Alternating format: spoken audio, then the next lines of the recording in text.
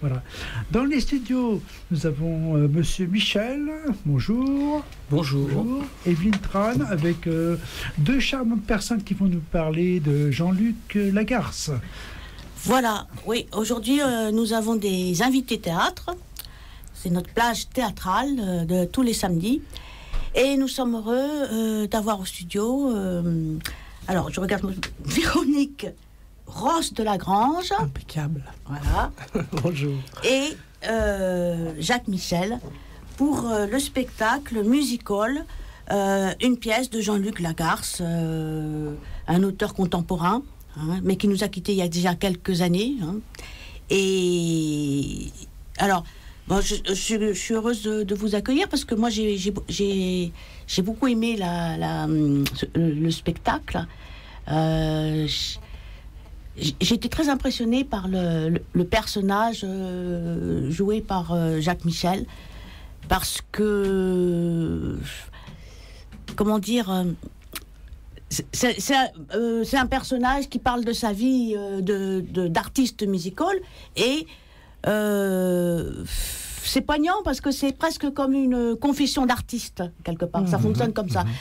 Et donc, bon, effectivement, il y a quelque chose qui peut surprendre le public, c'est que cette actrice est interprétée par un homme. Et je pense que c'est votre idée à vous, Véronique. Oui. C'est vous qui avez cette idée de... Alors, je ne suis pas la première à l'avoir. Hein. Je crois que la fille a déjà été jouée par un homme, ou une ou deux fois déjà. En fait, c'est parce que l'idée du travestissement déjà dans le théâtre même, dans l'idée du théâtre, c'est un espace où je trouve que l'interprète, du coup, quand il est changé d'identité, il est dans un autre espace culturel, corporellement, etc. Et donc il y a une espèce de liberté ou de comme ça, de clarté, en fait, des signes c'est peut-être pour faire advenir... parce que bon, on se dirait, mais c'est impossible, je suis un homme, donc je ne peux pas jouer un rôle de femme, bien qu'autrefois c'était obligatoire. C'était obligatoire. Voilà. Donc c'est très, très donc c'est un théâtre chinois, japonais. Voilà. Mais c'est un décret qui peut fonctionner comme un préjugé, quoi. On se dit, c'est pas possible. Or, c'est une porte, c'est une possibilité que, en tant que comédien. Après tout, il y a des comédiens qui jouent des enfants, qui sont des hommes. Il y a des femmes qui jouent des hommes. Donc, quand on est comédien, quelque part, il faut pas...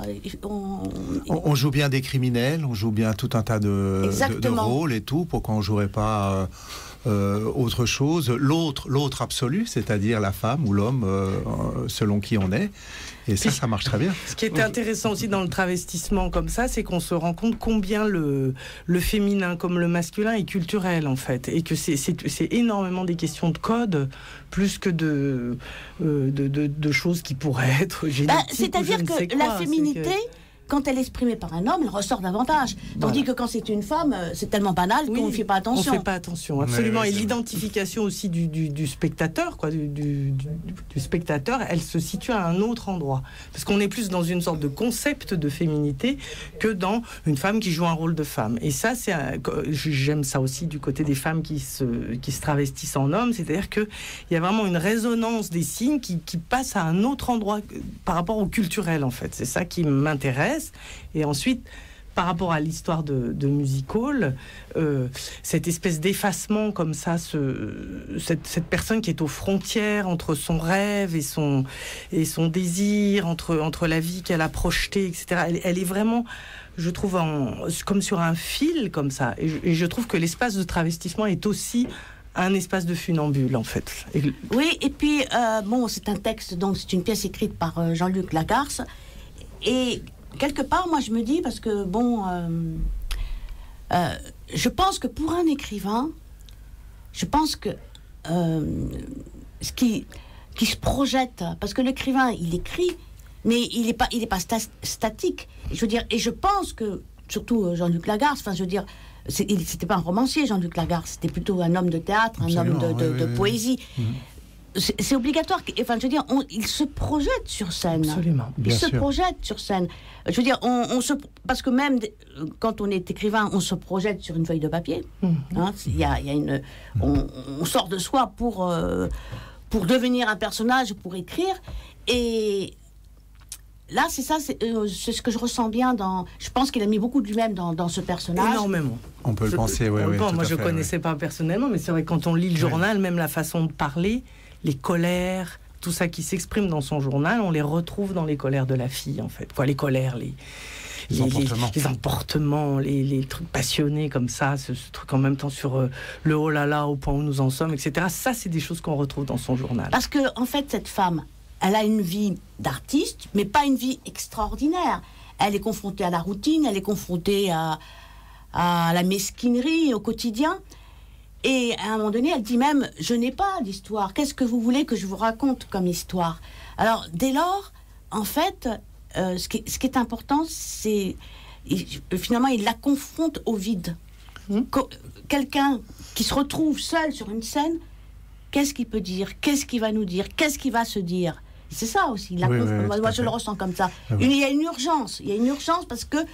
Il y a une urgence à parler pour remplir la vie, pour remplir le temps, avant de disparaître définitivement. Voilà. Parce qu'en fait, c'est quelqu'un qui... On ne saura jamais si elle a vraiment existé en tant qu'artiste de music hall.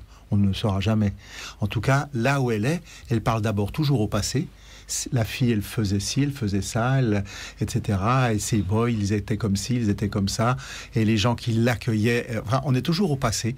Donc, on peut imaginer que, éventuellement, elle a été un jour une artiste de music hall. Disons, nous, on part de cette idée-là, puisque on prend la fiction comme réelle au premier degré. Mais à partir de là, elle est après, elle est au-delà de ça. Et peut-être qu'elle est seule, parce que finalement, à la fin, elle va nous dire qu'elle sait bien qu'elle est devant ce trou noir, où elle sait qu'il n'y a personne. Oui. En fait, elle est seule. Elle est après. Elle se met en scène un peu... C'est un peu, je sais pas, quand on rêve, il arrive qu'on se mette en scène. Absolument. Exactement. Et parfois, on se met en scène. On ne sait pas qui c'est qui est le projecteur. On se dit, c'est nous, le cinéaste, c'est nous qui faisons la bobine. Mais parfois, celui qu'on voit sur scène, c'est pas nous. Mais il a notre voix. Mais nous. C'est étrange. Alors ça, c'est l'idée aussi. C'est bien de parler de ça parce qu'en même temps, il y a vraiment cette notion comme ça de... dans l'imaginaire, en tout cas dans l'imaginaire de cette mise en scène-là, qui est une espèce de rapport au cauchemar comme ça. C'est-à-dire moi je me disais que je partais de l'espace où je ne savais pas en fait où elle était. Alors le plus, c'est par exemple, elle pourrait être déjà morte. Et vous voyez, elle pourrait être dans une sorte d'au-delà, sans parler de choses... vous voyez quoi, ou déjà très loin. Pourquoi pas chez elle toute seule en train de parler en boucle cette histoire, c'est-à-dire elle est loin, elle est vraiment loin, et en même temps c'est une forme de rêve parfois fort beau et parfois complètement cauchemardesque en fait. Voilà, dans ce qu'elle nous raconte, il y a vraiment des cauchemars, c'est-à-dire tous ces goguenards, tous ces espèces de trucs qui apparaissent comme des hallucinations, des images vraiment... Quand elle parle des endroits où elle passe, c'est à la fois complètement anodin, elle dit des trucs, et puis comme elle le décrit, comme elle le ressent, c'est cauchemardesque. Oui, c'est vrai. Et le réel est cauchemardesque. C'est-à-dire que moi, je trouve toujours que le réel peut être bien plus cauchemardesque qu'une fiction. Il y a certaines situations qui sont cauchemardesques. Oui, c'est un peu... c'est comme si il y a toutes ces choses silencieuses, comme on pourrait imaginer, je sais pas moi, c'est comme ces statues qui se mettent à parler chez Cocteau. On peut imaginer que ce sont des ou des personnages qui sont assis sur un banc, on les voit pas, ils parlent pas, puis là Jean-Luc Lagarce s'approche d'eux et tout à coup il entend plein de choses qui sortent. Ça vient aussi d'ailleurs, d'un ailleurs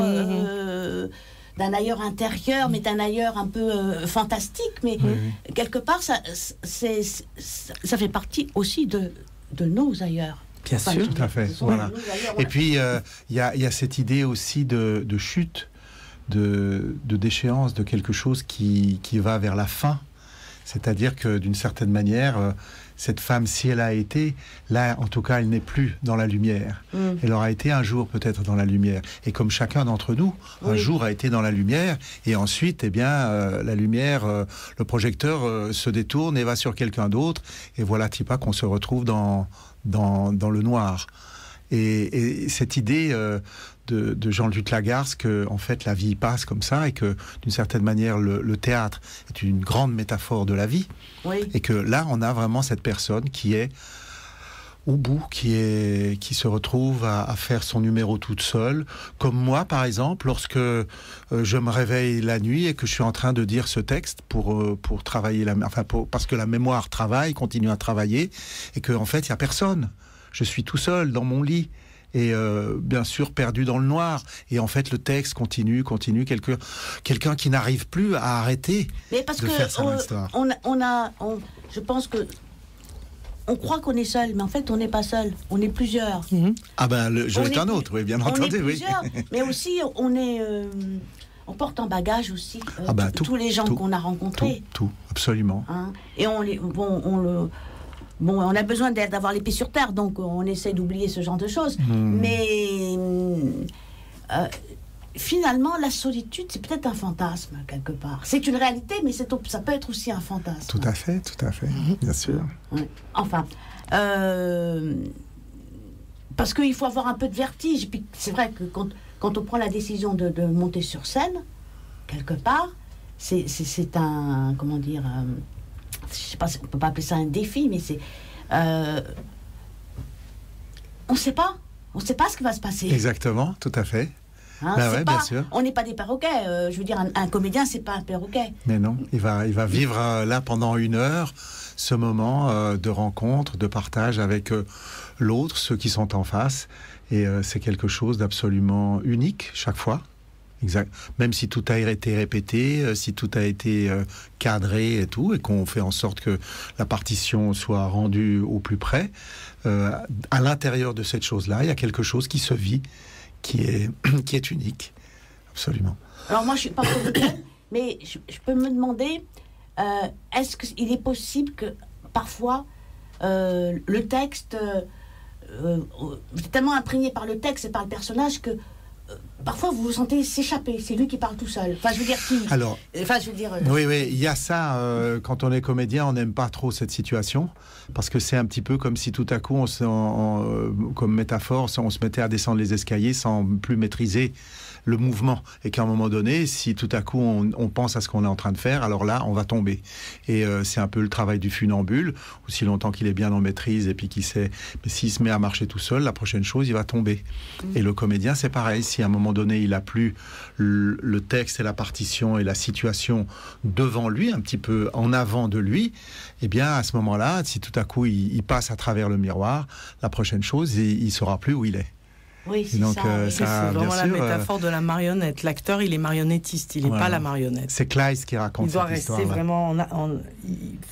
Moi, j'ai été danseuse, etc. C'est toujours cette même chose. C'est comment, en fait, on est très légèrement en arrière de ça ne veut pas dire qu'on n'est pas engagé, mais on est en arrière de sa partition. Il faut avoir un minimum de distance. Un minimum. On est les marionnettistes, on n'est pas les marionnettes. Il la faut, cette petite distance. Et on le sent dans cette actrice, parce que quelque part, elle se met en scène elle-même. Oui, bien sûr. Donc, tout à fait.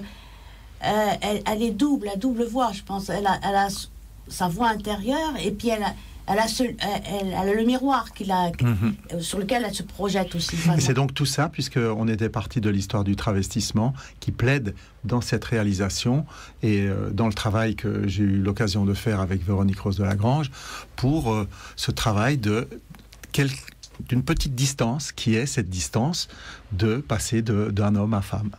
Ouais. Voilà. Et, comme un masque. En fait, c'est porté comme un masque.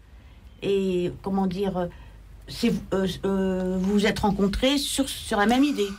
C'est-à-dire, alors nous, ça fait très longtemps qu'on travaille ensemble. Mais en fait, c'est une proposition que j'ai faite soudainement. Moi, en fait, j'avais travaillé comme chorégraphe parce que je suis aussi chorégraphe, sur Musical, je crois en 99. Je sors cette date, peut-être que c'est n'importe quoi. Ça, c'est du Jean-Luc Lagarce tout clair. Mais je dirais autour de ça, c'est peut-être plus tard, mais peu importe. Et donc, je connaissais Lagarce, mais du coup, je me suis vraiment retrouvée dans le vertige de Musical. Donc, dans cette version, là, il y avait les deux boys, parce que logiquement, c'est un trio Musical. Il y a les deux boys. Et moi, en travaillant là-dessus, on me demandait d'être là aux manettes du corps, donc je m'occupais de ça. Mais en même temps, je me suis dit à cet instant-là, ce texte-là, je le montrais.